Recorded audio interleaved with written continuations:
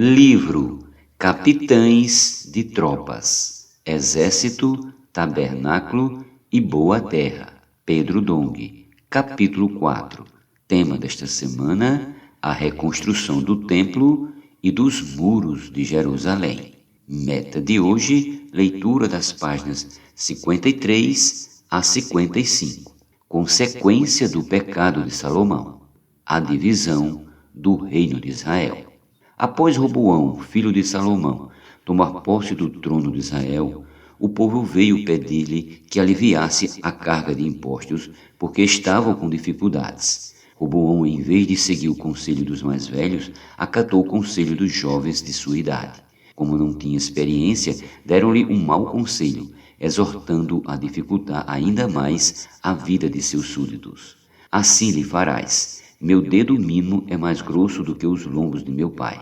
Assim que se meu pai vos impôs jugo pesado, eu ainda vos aumentarei. Meu pai vos castigou com açoites, porém eu vos castigarei com escorpiões. 1 Reis, capítulo 12, versículos do 10 ao 11.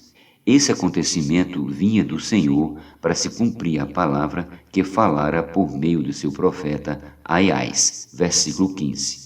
O povo reagiu, e 10 das 12 tribos se apartaram da casa de Davi e constituíram o rei a Jeroboão.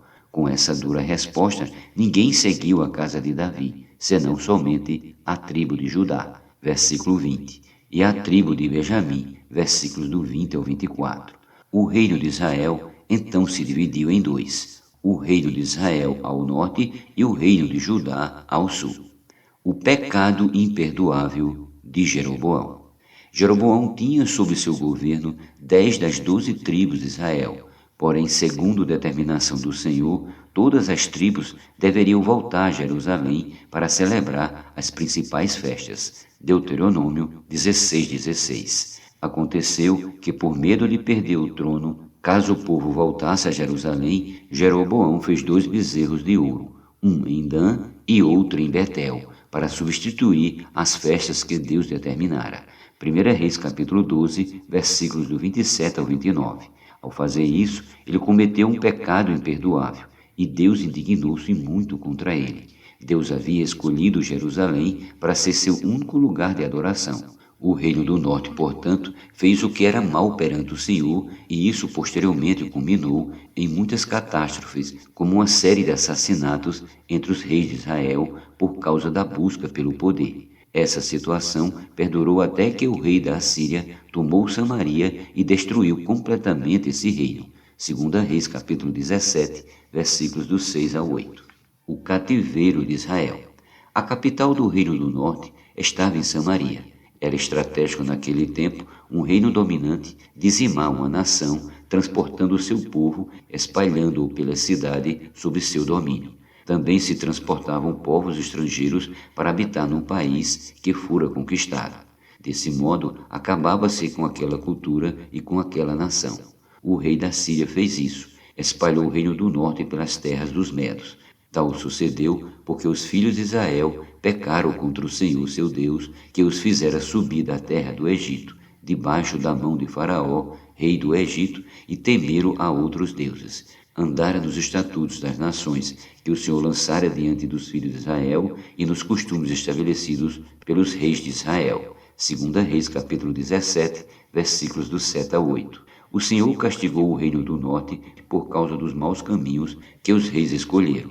Mais tarde, alguns dos reis de Judá trilharam o mesmo rumo, e o Senhor também permitiu que o reino do sul fosse destruído. 2 Reis 24:14.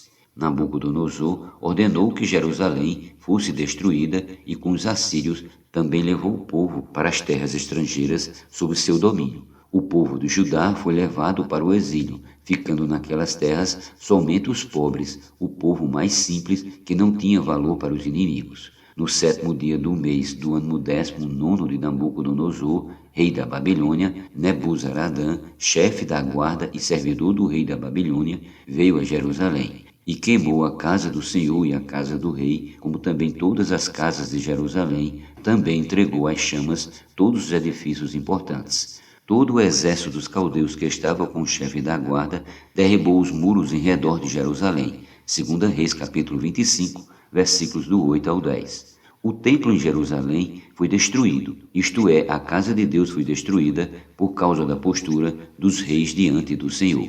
Foi por isso que no tempo de Neemias todos os muros da cidade estavam derrubados. Essa queda aconteceu no ano de 586 a.C., ano em que Jerusalém foi destruída.